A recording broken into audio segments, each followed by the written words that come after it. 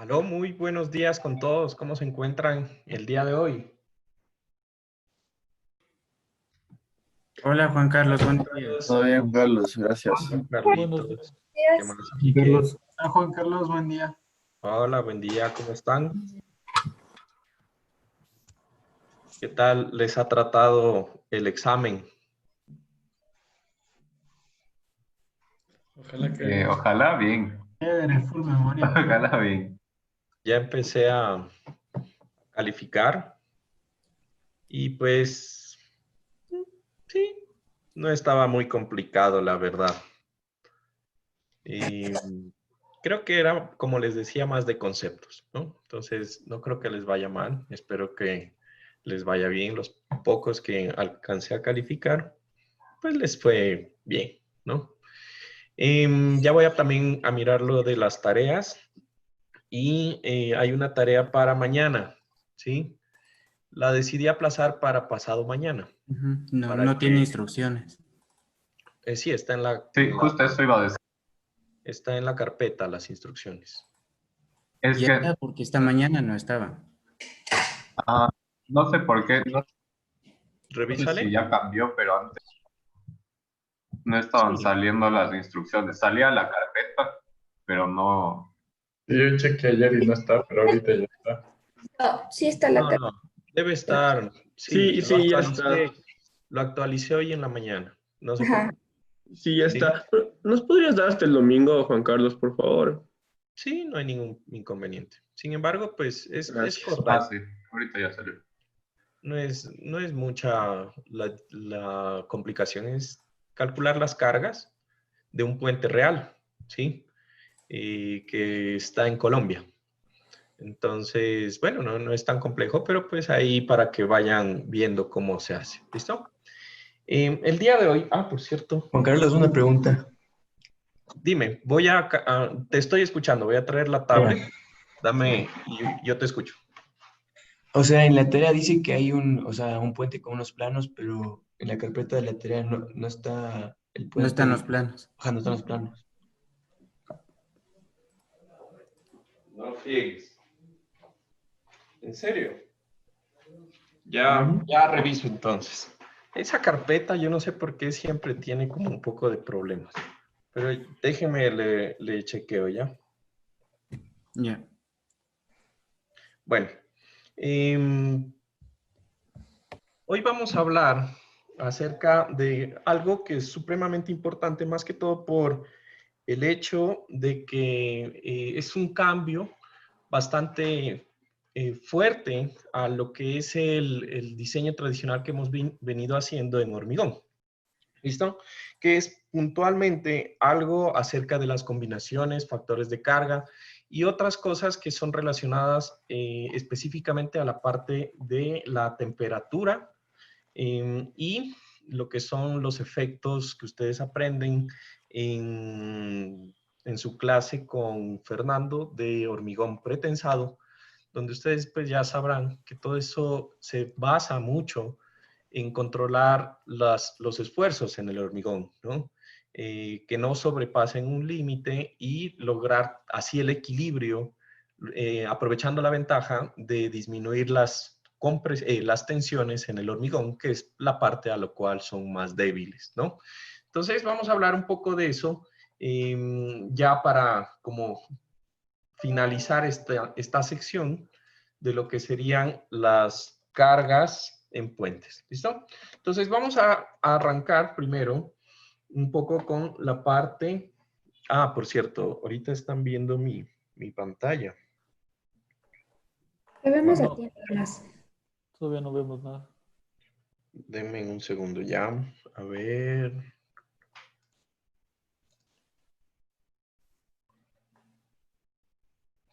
Ya. A ver. Listo. Ahí lo ven. Ahí sí lo ven. Sí. Sí. Listo. Genial. Entonces, arranquemos con lo siguiente, ¿no?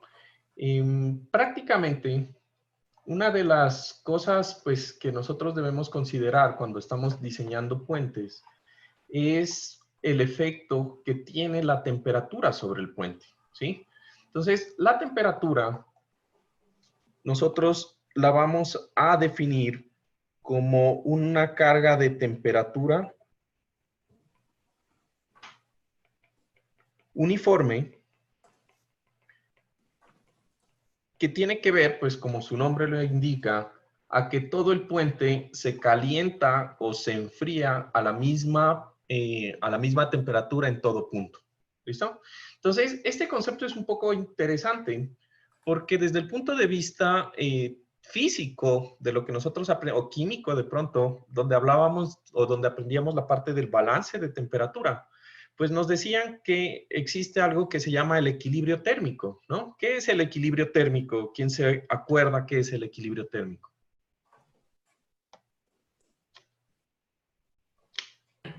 Cuando las... ¿Ah? ¿No es eso de que a dos masas a diferentes temperaturas cuando se juntan se hace como un intercambio de calor? Ajá, ¿y qué pasa? ¿Y después de un tiempo? Llegan a la misma Después de un temperatura. tiempo llegan a una temperatura constante las dos. Perfecto, ¿sí? Entonces, básicamente, ese es el concepto de temperatura uniforme, ¿sí? Entonces, se basa en el concepto de... ¿Cómo es que dije? Me acabo de olvidar.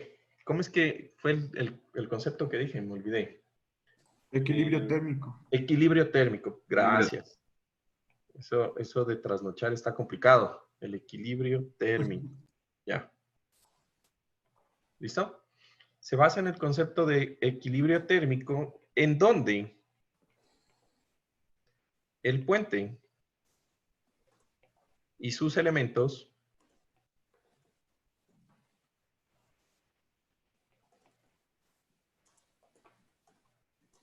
permanecen a una temperatura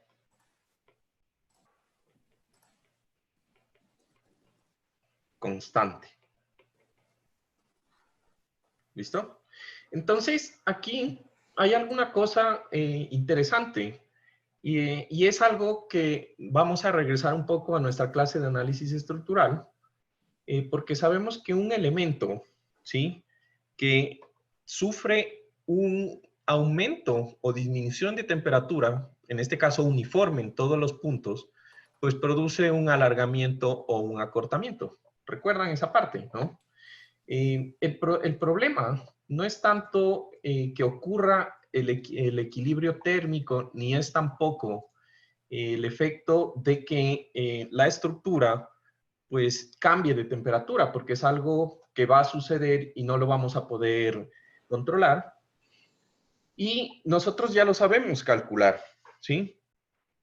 El problema radica en el tipo de superestructura que tenemos, ¿listo? Entonces, ustedes recordarán por allá que existe el coeficiente de expansión térmica alfa, que multiplicado por el cambio de temperatura uniforme, pues me va a dar una deformación unitaria, que multiplicado por la longitud del elemento entre puntos en donde está entre sus extremos, ¿sí?, pues me va a dar cuánto se alarga o acorta el sistema, ¿sí? Entonces, cuando estábamos en análisis estructural, nosotros hablábamos de un problema de los efectos de la temperatura. ¿Cuáles eran? ¿Qué efectos benéficos o mejor dicho, perjudiciales produce que una estructura se alargue o se acorte? Genera un esfuerzo. O sea, si se restringe, Esfuerzos. empieza a restringir el alargamiento, empiezan a surgir esfuerzos en el elemento. Esfuerzos térmicos y agrietamiento de la estructura. Esfuerzos térmicos, bueno, sí, muy bien, ¿no? Si está restringido sus extremos, Darío siente fuerzas axiales internamente. Muy bien, me siento orgulloso de todos, ¿no? Buenas respuestas, todas son perfectas, ¿no? La idea es eso, ¿no? El problema es que cuando él se intenta, ¿sí?, alargar o contraer, pues van a ocurrir fuerzas si la estructura es hiperestática. ¿Recuerdan eso? ¿No? Entonces, en el momento en que tenemos estructuras hiperestáticas,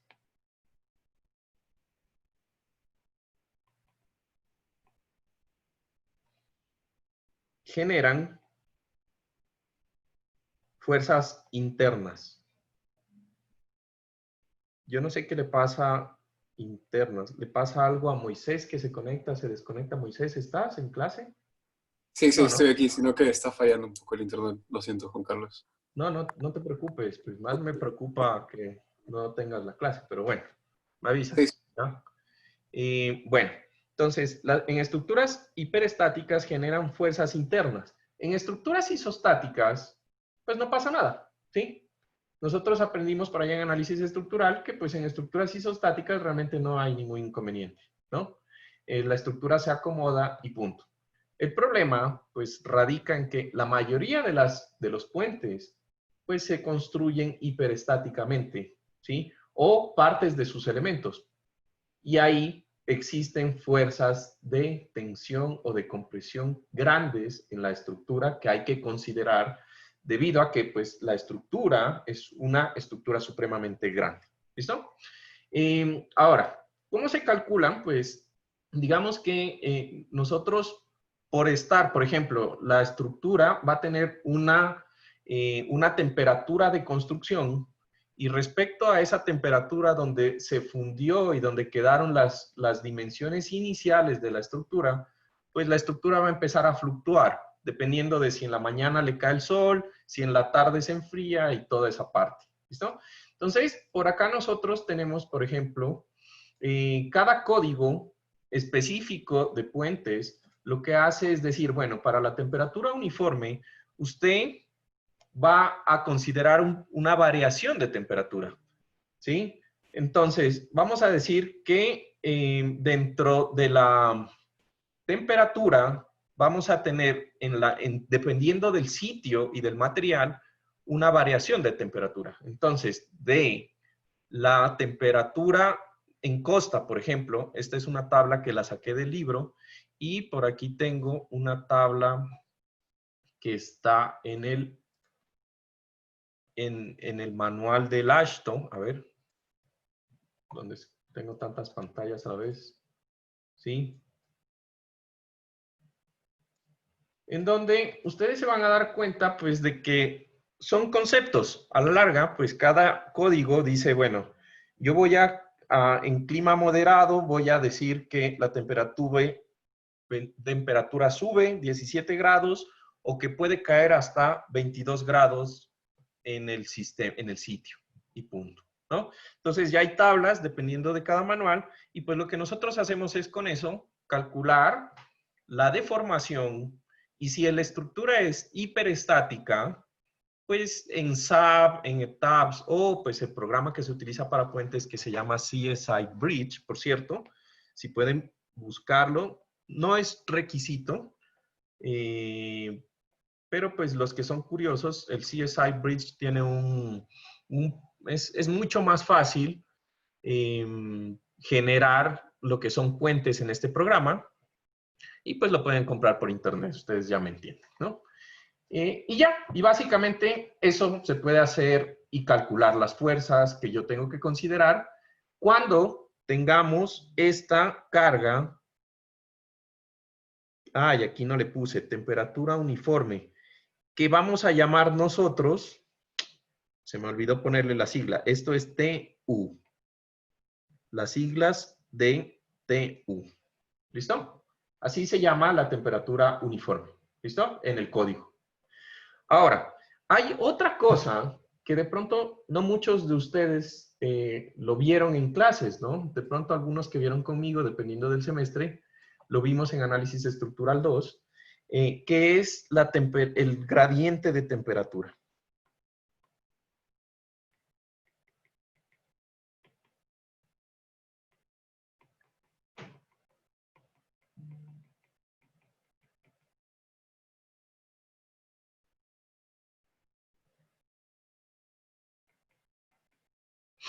¿Listo? Entonces, este es temperatura G, TG. ¿Listo? Entonces, el gradiente de temperatura ocurre, ¿ya? Ocurre por una diferencia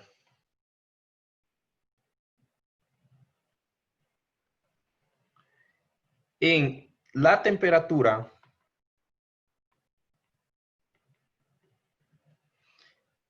sobre la profundidad del puente.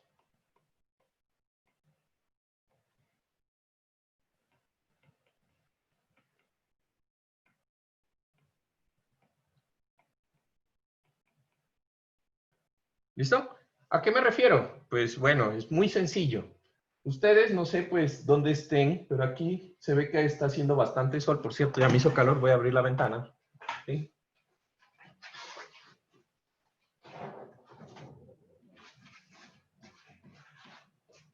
Resulta que pues, si ustedes ven, el ancho de rodadura de un puente es de hormigón y va a tener pues un ancho bastante apreciable, 6 metros si son 2 carriles, mucho más si son, o el doble si son 4, etcétera.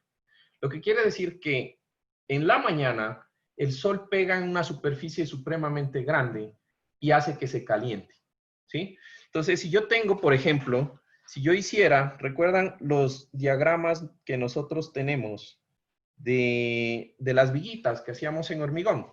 ¿Sí? Entonces yo tengo por aquí el eje neutro de la viguita, que en este caso ya no va a ser la viga, sino va a ser todo el espesor del puente, ¿sí? Toda la altura del puente, desde las barreras, pasando por el espesor del voladizo, pasando por la viga, ¿sí? Toda esa estructura, ¿sí? Entonces, yo voy a tener que el sol golpea, no sé cómo hagan el sol, yo soy pésimo en esos dibujos, pero golpea en la parte superior, ¿no? ¿Y qué va a pasar? Pues en su diagrama de deformaciones unitarias, que tanto les encantaba en hormigón, pues lo que va a pasar es que una sección plana, pues va a empezar a absorber calor y va a empezar a estirarse, de tal forma que el punto que estaba aquí, en el punto A, pues pasa a estar aquí en el punto A', porque toda esta zona de aquí está recibiendo sol directo, ¿sí? Como existe equilibrio térmico, pues la alta temperatura en la parte superior empieza a disminuir, pero empieza a ser mucho más grande que el promedio conforme yo bajo y me alejo de la fuente de calor, ¿sí? Y entonces lo que va a pasar es que los elementos que no están directamente expuestos al calor, pues van a tener un incremento de temperatura, pero un poco menor. ¿Listo? Eso va a hacer que la estructura, por ejemplo, en el punto B, ay, ¿qué hice? Por ejemplo, en el punto B, que es la parte inferior, se caliente. No se va a calentar tanto, pero se va a calentar en algún momento. Y entonces, el punto B, qué vaina, ¿por qué se pasa? Ya. Que antes estaba aquí, pues ya no va a estar aquí, pero tampoco va a estar tan allá como el punto A, pero sí va a estar por acá, en el punto B. Y va a haber un incremento también de todas las fibras en esa parte. ¿Listo? Entonces, si ustedes se fijan, toda la estructura por el sol creció. ¿Es lógico? Sí, es lógico. ¿Sí? Sin embargo, como hay una diferencia en la temperatura, pues estos dos puntos ya no van a generar un incremento constante de temperatura, ¿sí? Y en algún punto lo que va a existir es un nuevo eje neutro, donde lo que va a pasar es que va a haber un punto en donde el sistema va a empezar a tener un esquema de deformaciones unitarias. ¿Sí? En promedio, desde un punto para arriba, la sección va a crecer y en promedio, desde un punto para abajo, la sección va a tener una deformación menor y eso produce aquí la famosa phi. ¿Recuerdan qué era phi? Cuando hablábamos en análisis estructural. El ángulo de curvatura. Perfecto, muy bien, Carlitos. Sí, Carlitos tiene buena memoria. Flexión Siempre pura, lo... ¿no? Juan Carlos. Dime. Es casi una flexión pura. Perfecto. Eso produce flexión. Muy bien, a ese mismo punto iba. Muy bien, Moisés. Genial. Qué buen curso, me gusta. ¿Se acuerdan de análisis, no? Esto produce flexión, y flexión pura, porque no es debido a cargas, es debido directamente a una deformación. Es flexión pura sin cortante, ¿sí? En su sentido más estricto, ¿sí? Entonces, esto produce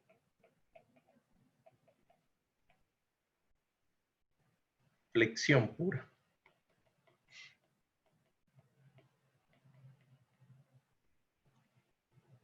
Y entonces, el elemento, solamente por estar sometido a esto, está sometido a momento, ¿sí? Pero este momento es raro, ¿no?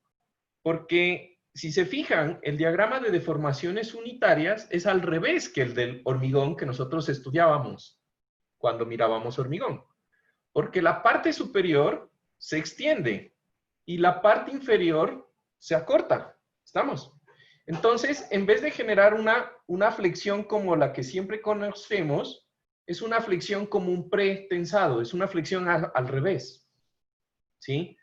Que en algunos casos es benéfico, porque yo lo que estoy haciendo es contrarrestar el efecto de la flexión producida por las cargas gravitacionales, ¿sí? Pero solamente si hay un incremento de la temperatura. ¿Por qué? Porque también puede ocurrir al revés. Puede haber una disminución de la temperatura. Si llega a congelarse, por ejemplo, el puente, en la parte superior lo que va a pasar es que se va a congelar más que en la parte más baja, ¿sí? Y eso produce una flexión inversa, ¿sí?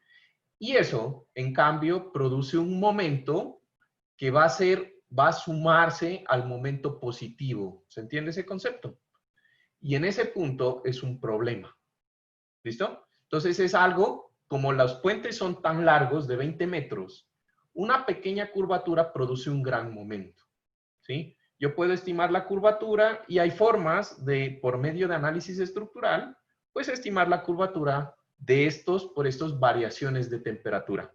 Ahora, la pregunta es, bueno, ¿y yo cómo hago para saber cómo miércoles es que varía la temperatura?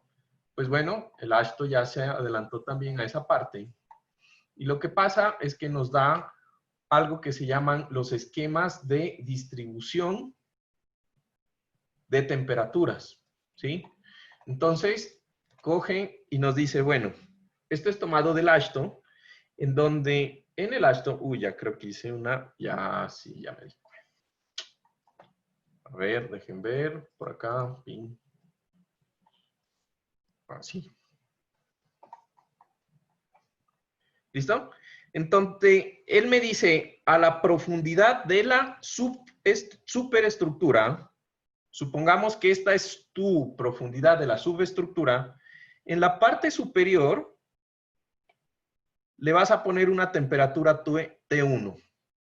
A una profundidad, ¿sí?, del eje neutro A, vas a poner una temperatura T2. En esta zona, debajo del eje neutro, no vas a poner nada y en los últimos 20 centímetros vas a hacer una variación lineal para una temperatura T3. Y eso es lo que toca modelar, ¿sí? Lo cual es una vaina bien jodida si yo estoy modelando el puente como una sola barrita, ¿sí? Si yo digo que el puente es solamente un elemento frame, no lo voy a poder hacer, porque yo en frames puedo poner curvaturas, pero es una curvatura constante. Y el AASHTO me obliga a poner este tipo de valores. ¿Listo? Entonces, esos valores del AASHTO, pues van a depender, ¿sí?, digamos, del código y están en el código. Por ejemplo, la variación que utiliza el libro y que está por la norma peruana, pues ellos solamente utilizan 2 temperaturas. Y, por ejemplo, dependen de si es costa, si es sierra o selva, y si yo tengo estructura sin asfalto, con asfalto, 10 centímetros de asfalto, y nos da 2 variaciones, y punto. ¿Listo? Entonces va a depender del código y pues cuando lleguemos o cuando necesitemos esa parte, pues vamos a referirnos al ASHTO en esa parte. ¿Listo? ¿Preguntas de esta parte?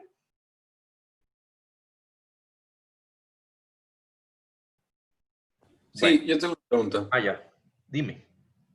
Para puentes de acero, yo sé que los metales son súper buenos termoconductores. Entonces, me imagino que para metales el gradiente de temperatura es menor, o cómo funciona. ¿Para metales? ¿El gradiente de temperatura? Sí, porque, o sea, los metales son súper buenos termoconductores. Entonces, me imagino que se calientan bien uniformemente. Sí, mira, cuando tú tienes estructuras en acero, lo que te dice es, en vez, este esquema, voy a subrayarlo en azul. Este esquema que tengo por aquí es para estructuras de hormigón. Si tú tienes una estructura de acero, entonces vienes así, tac, tac, y aquí a una distancia T se vuelve una temperatura constante porque ahí está la viga de acero. ¿Se entiende? Entonces, de ahí Sí. para abajo es constante. Eso es el cambio. Ok, Y se vuelve todo así. ¿Listo? listo. Listo. Ahora, tenemos el otro que... Una pregunta. No Claro. me quedó tan claro cómo se daba ese movimiento del eje neutro, esa variación del eje neutro que decíamos. La variación del eje neutro, ¿cuál variación del eje neutro? No, O tal vez yo entendí mal. O sea, arriba al principio dijimos que como en la parte superior de la viga se alarga y abajo también, porque se está calentando todo. sí. Pero después dijimos que es como que arriba se alargara y abajo se comprimiera. No. ¿Por qué pasó? No. Lo que dije es que si yo extiendo aquí, por ejemplo, el eje neutro, lo que pasa es que en promedio, respecto a un punto, ¿sí? Existe una sección que se alargó, ¿sí? Y que me generó una curvatura. ¿Te das cuenta? O sea, esta es la sección plana. Este punto pasó acá, este punto pasó acá. Pero en promedio, yo lo que tengo es que esta sección giró, básicamente. Y yo puedo calcular el giro respecto a un punto promedio para calcular la curvatura equivalente, ¿me entiendes? Es para calcular como una curvatura equivalente. ¿Listo? Ya, genial. Ahora, ¿qué más tenemos? La contracción que le llaman en el libro contracción diferencial, o pues que son lo que nosotros llamamos acortamiento por temperatura. Como por fraguado y temperatura. ¿Cómo es que es fraguado y temperatura? Krieg. Sí, esa palabra que es. No estoy tan seguro si es la R antes o después de la H. Sí, está bien así.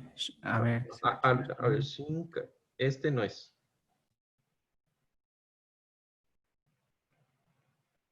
Ya. ¿Listo? Ahí sí. Entonces, es básicamente eso, ¿sí? Entonces, nosotros sabemos, pues, que el hormigón, ¿sí?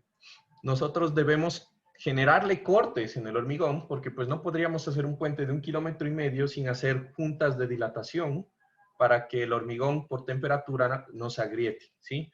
Entonces, ese tipo de acortamiento diferencial, ¿sí?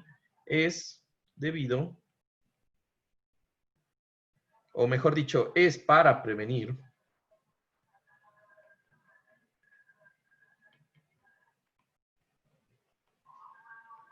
la fisuración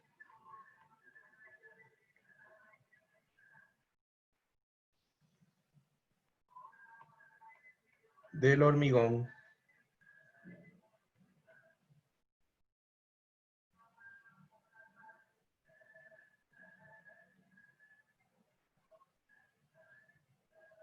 por contracción diferencial.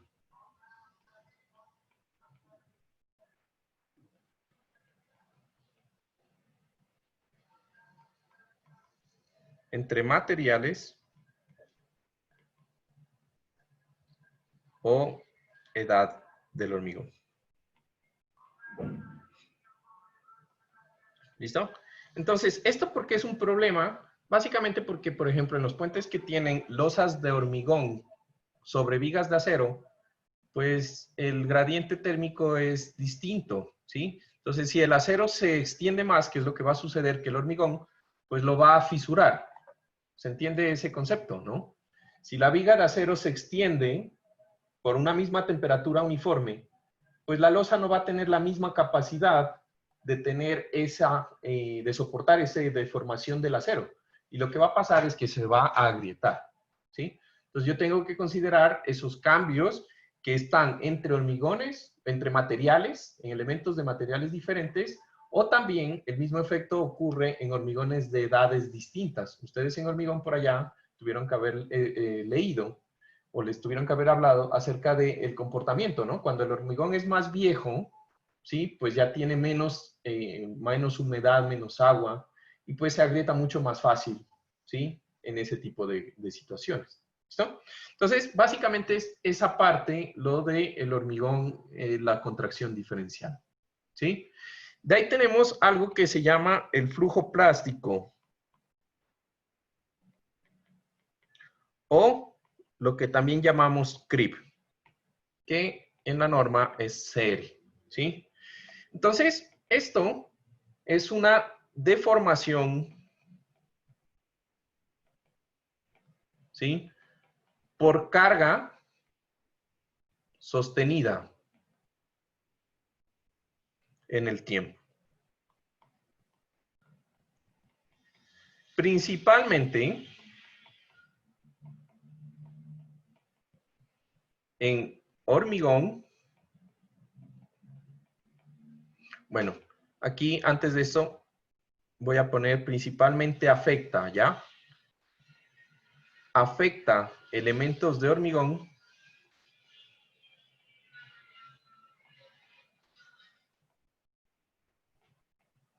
o madera.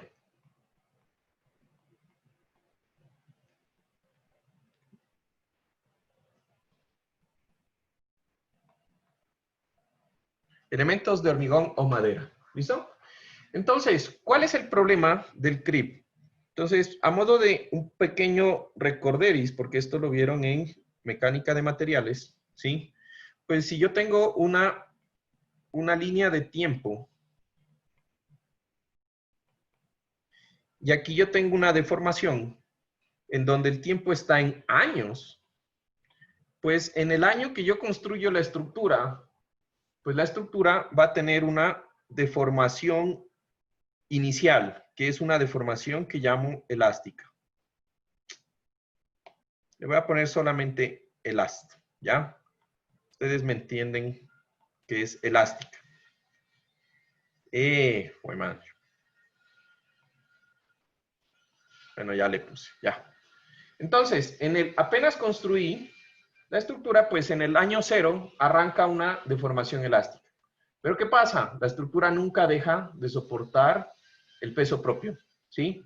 Y conforme empiezan a pasar los años, pues yo voy a tener aquí que esa deformación se va a empezar a aumentar hasta que llega a una asíntota, ¿sí? Pero esa deformación puede llegar a aumentar hasta 3 veces o 4, dependiendo del material, ¿sí? Entonces, ese fenómeno, lo que se produce por microfisuración, eso valdría la pena ponerlo, ¿no? Se produce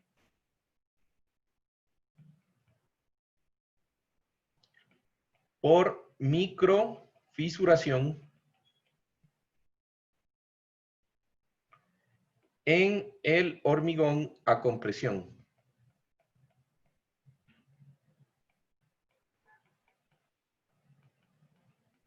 ¿Sí? Y pues como vieron en hormigón 1, pues se controla con acero de refuerzo en compresión.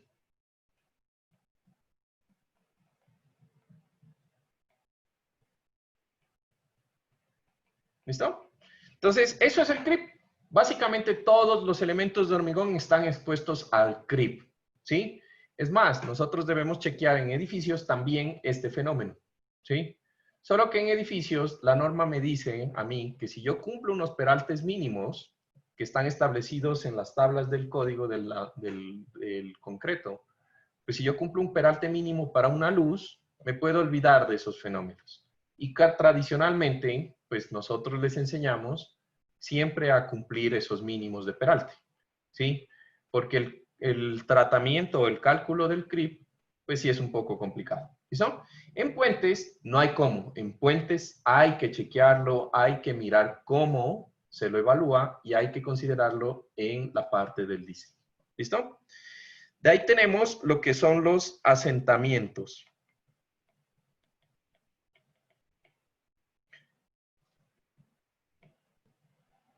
Asentamientos diferenciales. Puedes bajarle un segundito, Juan Carlos, para ver bien la... Me falta una parte del...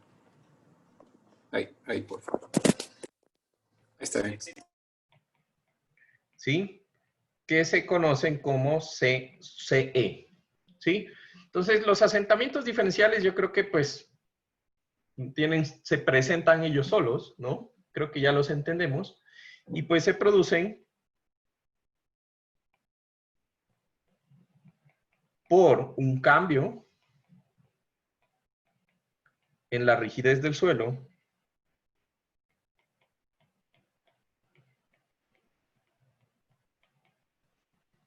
y, bueno, ¿qué produce o qué ocasiona, para no ser redundante, qué ocasiona que los apoyos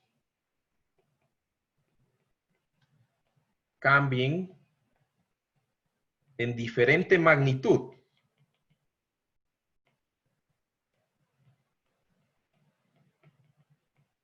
su ubicación? ¿Listo?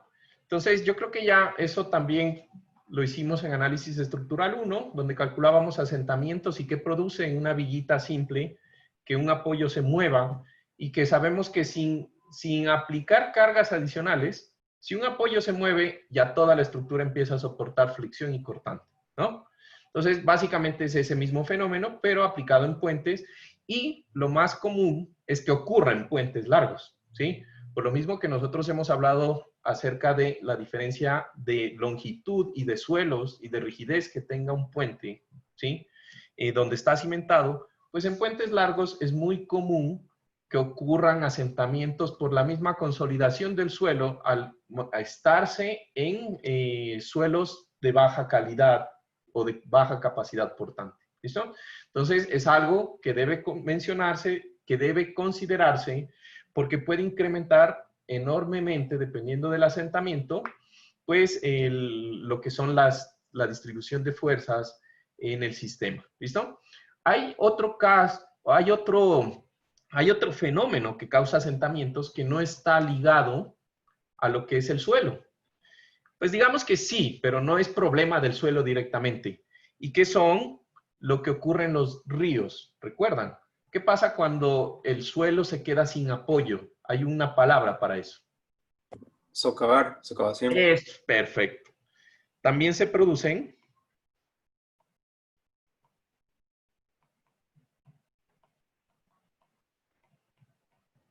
son producidos por la socavación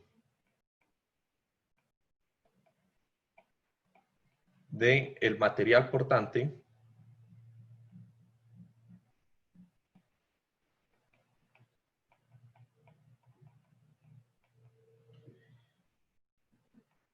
en la cimentación.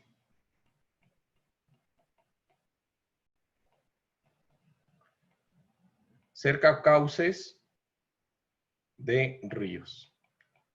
Ríos, brazos de mar, todo lo que tenga que ver con agua, ¿sí o no? Cerca de cauces de río, brazos de mar, etc. Ya me entienden esa parte, ¿no? Y listo. De ahí, pues nosotros tenemos lo que serían las fuerzas de posttensado. Que se llaman P sub S. ¿Listo? Entonces, prácticamente yo creo que todos ya vieron lo que es el curso de pretensado con Fernando, ¿sí o no? Algunos Entonces, estamos tomando. genial, pero ya entienden cuál es el concepto, ¿no? Entonces, esto se produce por las fuerzas, ¿sí?, adicionales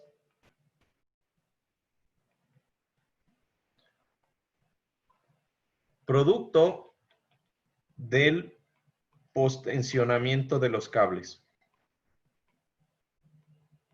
Era un creep, ¿verdad? Era una carga sostenida. Cables. También puede producir, o sea, como el postensado, dependiendo del tipo de postensado. Si yo pongo el cable en curvo dentro del elemento, eso produce un momento. Bueno, sí, también produce una compresión, así que también produce un creep. Sí, en cualquiera de los dos casos produce un creep. Estás bien, Moisés. Pero el fenómeno interno es, por ejemplo, en las cables del postensado, pues yo lo que estoy es induciendo una carga axial, por ejemplo, en las losas de postensado, ¿sí? Y eso, pues, me produce una fuerza en los elementos que yo debo considerar, obvio, ¿no? Yo no puedo poner y modelar la barrita sin modelar la carga axial que produce el postensionamiento. O, pues, tampoco puedo modelar la estructura sin modelar el momento bien grande que produce cuando yo coloco los cables en curva, ¿no? Para disminuir el efecto de las cargas gravitacionales. Entonces, pues no es nada más raro que eso. Prácticamente se basa en la modelación de esas fuerzas de postensado. ¿Hasta ahí alguna pregunta? ¿No? ¿Todo bien?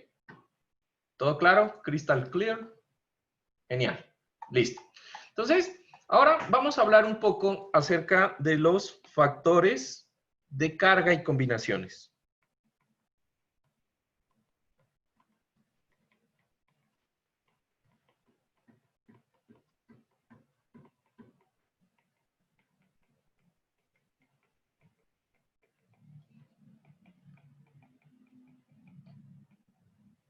Y combinaciones de carga. ¿Listo? Entonces, como preámbulo, ¿cuántas combinaciones o cuántos tipos de carga hay o que considera la norma? Pues realmente son un montón, ¿sí? Entonces, solamente para que se den cuenta, pues el código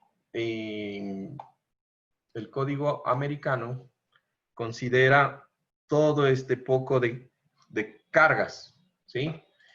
La mayoría de estas ya las vimos. Algunas de estas, como las que son de los empujes de suelo, las vamos a ver cuando veamos cimentaciones, ¿sí?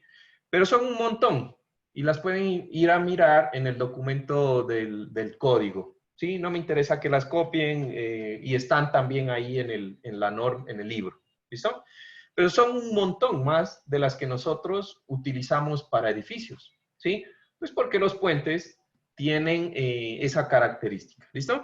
Lo importante es, bueno, ya que yo aprendí a calcular la fuerza de frenado, la fuerza de centrífuga, el asentamiento, las temperaturas uniformes, las de viento, todas las que hemos visto, las de impacto y todo, ¿qué hago con eso? Entonces, recuerden que en los códigos, como estamos basados en el diseño de puentes,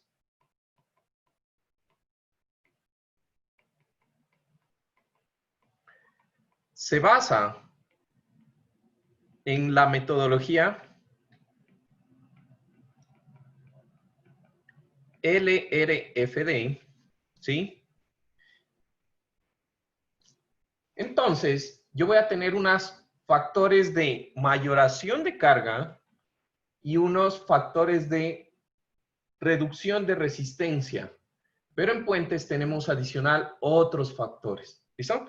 Entonces, la ecuación básica de diseño para nosotros va a ser la sumatoria de el factor eta su i. Este no es el factor de mayoración de carga. Ya vamos a ver qué es factor eta su i.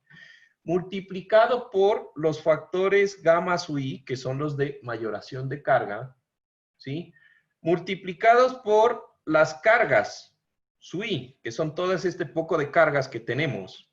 Y ahí nos estamos dando cuenta que para cada carga existe un factor de mayoración de carga, ¿sí? Pues eso tiene que ser, esto es demanda o capacidad, siempre les repito, demanda o capacidad, ¿qué es esto? Las cargas. Demanda. Muy bien. Entonces, la demanda tiene que ser mayor o menor. Menor. Menor a la Menor. El factor de seguridad que sea para cada caso. Ya, menor. Eso tiene que ser seguros, ¿no? Sin pensarlo. Menor a los factores de reducción de resistencia por la resistencia del elemento. Esta es la ecuación general.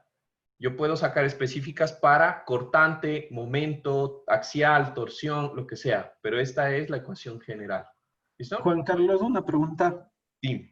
Pero eso es cuando se construye en hormigón, ¿verdad? Ahí usamos No. el RFD. No.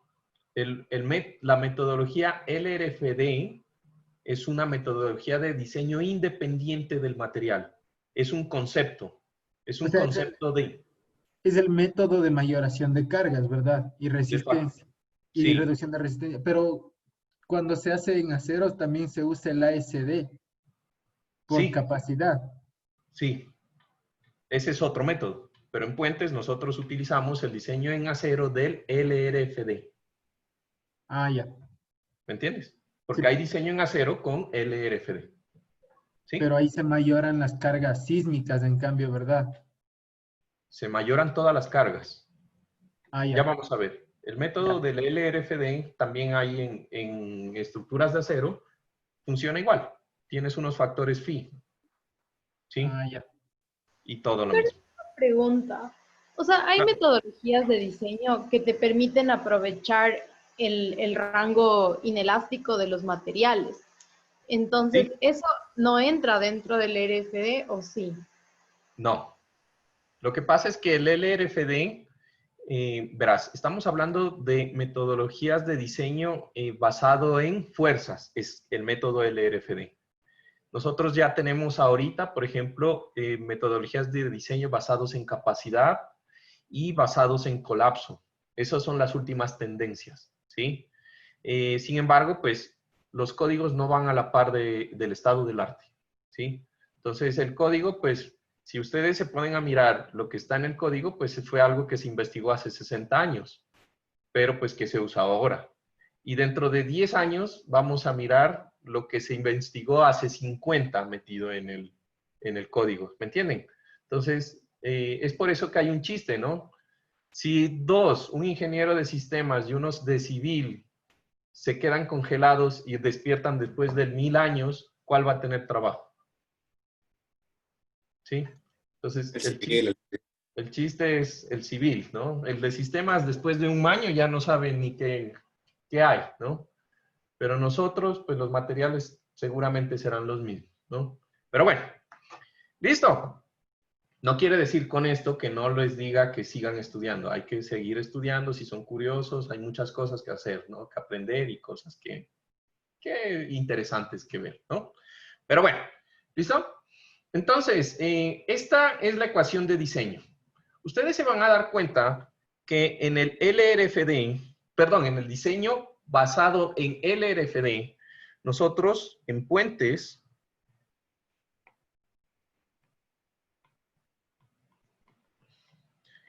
se diseña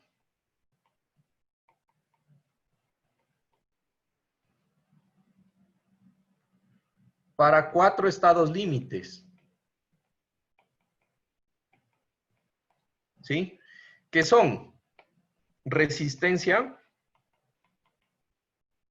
el cual ese ya lo conocen ustedes, es resistencia última, lo que hacemos cuando el hormigón llega a su estado de sismo, ¿sí o no? En su estado máximo.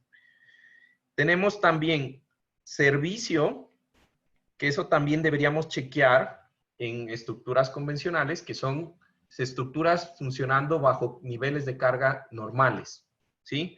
Pero tenemos también evento extremo y lo que son fatiga y fractura. Ahora, de resistencia, yo tengo niveles. Entonces, yo tengo resistencia 1, 2, 3, 4 y 5 combinaciones de resistencia. Evento extremo, tengo 1 y 2. Servicio, tengo 4. 1, 2, 3, 4. Y fatiga y fractura, tengo 2. 1 y 2. Lo que quiere decir que un puente, ¿sí? Cada elemento de un puente, dependiendo de algunas cosas que ya les voy a mencionar, debería diseñarse y chequearse que puede sobrevivir de una buena forma para 5, 9, 11, 13 combinaciones de carga, ¿sí? Teniendo en cuenta que ahí yo no estoy diciendo las variaciones de viento que yo debo considerar para las que incluyan viento, que son 4, perdón, que son dependiendo del ángulo, ya sabemos eso, ¿no? ¿Sí? Ni las 4 por carga viva, que ya conocemos, ni pues las que toque hacer, que a ver, son 4, 5, 6, 7, 8, 9, 10, 11, 12. 12 combinaciones que hay que hacer por sismo, teniendo en cuenta pues que el sismo actúa en varias direcciones. Entonces, cuando una de estas tenga fuerza sísmica, se divide por 12. Cuando una de estas tenga fuerza de viento, se divide por los, ¿cuántos ángulos? Creo que son de 0 a 60 grados, creo que era la variación, ¿no? Del viento. Entonces, imagínense cuántas hay que chequear. ¿Listo? Entonces, eso es un trabajo fuerte, de tiempo, con calma y pasito que pasito se hace. ¿Listo? Sin embargo, pues hay una buena noticia. Entonces, no todos los estados límites yo tengo que chequearlos en todos los elementos. Va a haber ciertos elementos en donde yo no necesite chequear algunas cosas, ¿sí? Entonces, por ejemplo, aquí en el libro, ustedes lo van a leer con más detenimiento, pues aparece una descripción, yo creo que es la descripción más simple que yo haya podido encontrar en algún libro de para qué sirve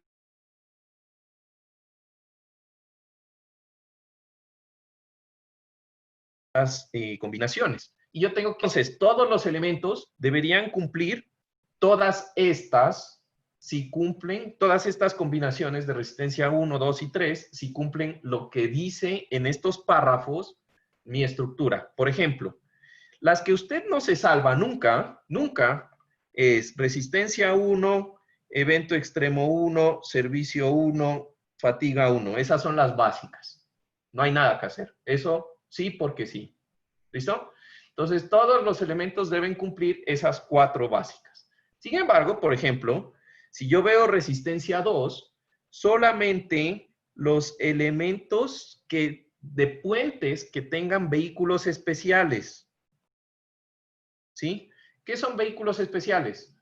Cuando yo, por ejemplo, yo aquí no conozco, la verdad no he visto, y todos los años que he dado puentes pregunto y nadie me dice, pero vehículos especiales son, por ejemplo, si alguna vez tienen la oportunidad de ir a Cali y estar no dentro de la ciudad, sino por la parte de la zona cañera de Cali, ustedes se van a topar con unos vehículos, pero son gigantes. Esa vaina es un peligro realmente, ¿no? Son unos carros que transportan con un tractor, transportan caña, pero son unas vainas gigantes. O sea, a usted le llegará una rueda de esas en escala, le llega por lo menos al hombro. Así de ese tamaño son, ¿sí? Y están llenos, llenos, llenos de caña. Entonces, ese vehículo obviamente no es ni el camión de diseño, ni el tándem de diseño, y si esa vaina tiene que pasar por un puente, es un vehículo supremamente específico, ¿sí? Entonces, en Estados Unidos también ocurre eso, y si usted tiene en su proyecto, pues que lidiar con este tipo de estructuras, pues usted debe considerar el estado de resistencia 2, para los elementos del puente. ¿Listo? Entonces, para que se hagan una idea, en California ellos utilizan este vehículo especial. ¿sí? Que tiene unos ejes supremamente pesados. Recuerden que el camión tenía ejes de 32 kips, ¿sí? Este tiene, cada eje es de 54 kips, que es bastante, ¿no? Entonces, si usted le toca algo así, tiene que chequear, aparte de resistencia 1, que va a pasar sobrado, si pasa este vehículo, pues tiene que chequear resistencia 2. ¿Se entiende? Y cosas por el estilo. Entonces, cada una de estas tiene su limitación. Por ejemplo, resistencia 3, a ver, espérense. Por aquí tenía una. Por ejemplo, esta de resistencia 4 son para puentes en donde la carga viva, ¿sí? En relación a la carga, perdón, la carga viva, sí, la carga viva en relación a la carga muerta es muy alta, demasiado más alta, ¿sí?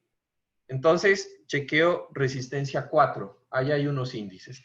Y así, cada una de estas tiene una aplicación específica. Por ejemplo, yo tengo aquí servicio, ¿no? Yo tengo servicio, digamos, por ejemplo, servicio 2. Servicio 2 yo tengo que chequear para puentes que sean de acero, ¿sí? Si no es de acero, pues no chequeo servicio 2, punto. Servicio 3, tengo que chequear para estructuras que tengan hormigón pretensado. Si no tengo pretensado, no chequeo servicio 3 y punto. ¿Me van entendiendo? Entonces, ustedes van leyendo cuáles de estas combinaciones aplican específicamente para su puente y pues las van chequeando las que deben hacer. ¿Cierto? Una pregunta, Juan Carlos. Dime. Hola. Sí, te escucho. Dime. En la MOB hay bastantes vehículos de diseño, aparte del camión tándem. Nosotros podemos usar los vehículos que están ahí para hacer nuestra norma, igual usar para hacer el diseño, igual usar la norma americana. Sí. Acuérdense, y esto es algo supremamente importante, el código son los requisitos mínimos, ¿sí? Si ustedes evalúan que por su puente van a pasar vehículos que produzcan peores efectos porque están registrados en la EMOB, en el país o en lo que sea, es su deber, no es que ojalá, no, es su deber, ¿sí? Garantizar esas y aplicar esas cargas teniendo en cuenta el mismo concepto, ¿sí? El código lo que nos da son requisitos mínimos. Si el puente necesita más, pues tiene que ponerle más, ¿sí? Y ok. punto. Pero es súper, como que es difícil de predecir porque, no sé, me pongo a pensar, digamos que de aquí a mañana abren una ensambladora de carros en Bahía y tiene que cruzar al otro lado. No sé si... Reforzamiento estructural. No hay ¿Hola? nada que hacer. Reforzamiento estructural. Ah, ¿Sí? O sea, el municipio debería estar al tanto de eso y en el momento en que ocurra esas cosas, pues tú tienes que hacer reforzamiento estructural. ¿Sí? Por ejemplo, en México ya están haciendo reforzamiento estructural de todas las escuelas. ¿Por qué? Pues porque ya cambió la norma, los requisitos de diseño son más exigentes y pues lo que van a cuidar son las escuelas, porque están los niños y más que todo porque en un evento sísmico, pues esos son los que se usan como refugios temporales. Entonces ya están haciendo eso. Lo que pasa es que nuestras autoridades no son del concepto de prevenir, sino de curar. Y ahí es la cosa más compleja. ¿Sí? interesante. Listo. Sí, muy interesante. ¿Sí? Entonces, si están allá, si llegan a gestión de riesgos, ahí háganle saber mi opinión al alcalde. ¿Listo? Tienen que Listo. prevenir, no curar. Eso no tiene sentido. ¿Listo? Juan Genial. Carlos, Dime. una pregunta, no logré escuchar si es que dijiste, o sea, ¿por qué una carga de hielo es considerada como un evento extremo? O sea, no le veo qué tipo de carga podría ser una carga de hielo para que sea considerada como un evento extremo. Porque estamos hablando de que esto es americano, Rodri. Y por ejemplo, si tú te pones a ver si existe nieve, el peso específico de la nieve, pues cuando se acumula puede ser supremamente grande, pesa como agua. ¿entiendes? Entonces, un metro cúbico, el otro día estábamos con los chicos de estática viendo cuánto pesa una Hammer. Una Hammer pesa 2,5 toneladas casi, algo así, ¿sí? Que es un carro grande. Pero 2,5 toneladas no es nada más que 2 metros cúbicos de hielo, ¿me entiendes? Más o menos. 2 metros cúbicos de hielo ya son 2 toneladas. Bueno, un poquito menos porque el hielo es más grande, ¿no? Pero hagan de cuenta. Entonces, si yo tengo una calzada de 6 metros de ancho, con que la calzada tenga 1 metro de hielo, ya estoy poniendo un peso importante, ¿sí? Entonces, es pensado a ese nivel. ¿Listo? Listo. Ahora, la parte importante. Entonces, ¿qué hago con esto? Ping. Pues cojo y voy a mi tablita, en donde en esta tabla, a ver, déjeme ver, está, no está, se actualiza.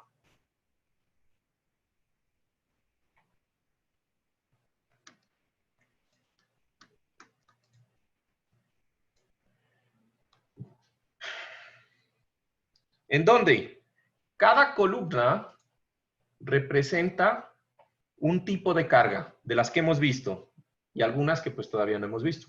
DC, DW, ¿sí o no? LL, impacto, ¿sí? En donde cada fila representa una combinación de carga. Y en la intercepción aparecen los coeficientes de mayoración de carga. ¿Listo? Entonces, básicamente, esta tabla imprímanla. ¿Listo? Imprímanla.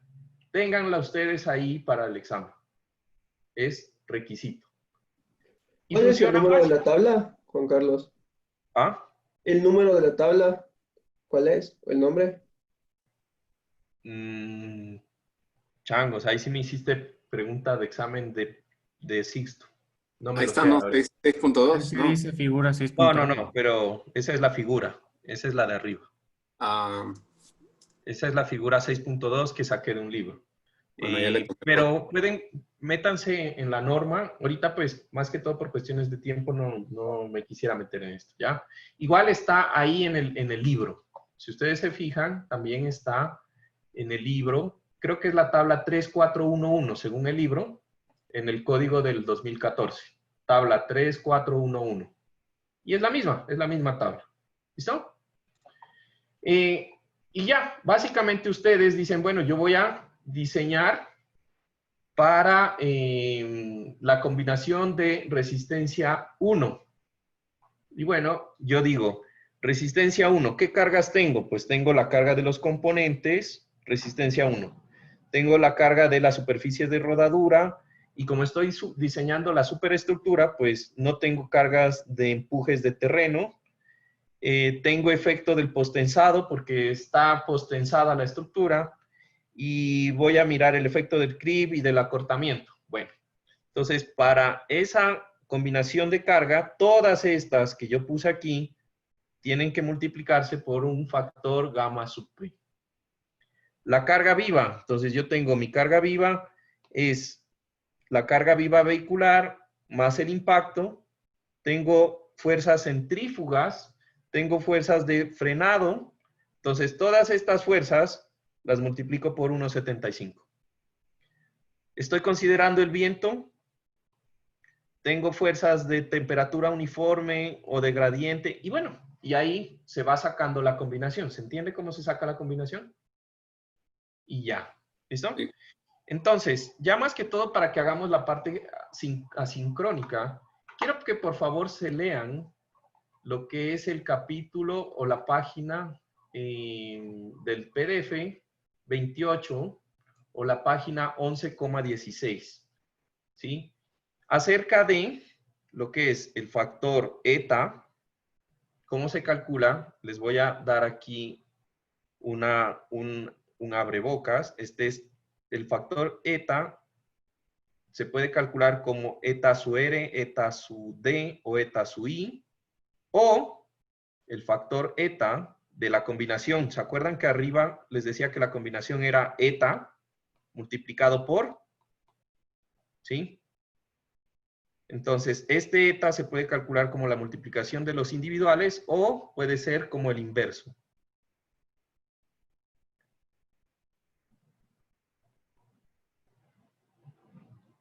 ¿Listo? Chequense eso y lean de dónde salen estos factores que tenemos aquí, porque no son números. Generalmente nosotros estamos acostumbrados a que sean números los factores de mayoración de carga. ¿Estamos? Pero en el AASHTO no todos son números. O sea, sí son números, pero hay que mirar de dónde salen. ¿Listo? Entonces aquí tengo estos factores que están especificados ahí en el libro. ¿Listo? Entonces es una lectura de unos 20 minutos y en la próxima clase partimos desde ahí. ¿Les parece? Listo. Entonces, no sé, ¿alguna pregunta adicional? ¿Todo bien? ¿Listo? Pues no todos a la vez respondan. Sí, todo bien. Bueno, chicos. Entonces que tengan una buena tarde y un excelente fin de semana. Cuídense. Juan Carlos, nos vemos. Igual, chao. Juan Carlos, Chao. cuídate. Gracias, Juan Chao, Carlos. Juan Carlos. Chao. Gracias, Juan Carlos. Gracias, Juan Carlos.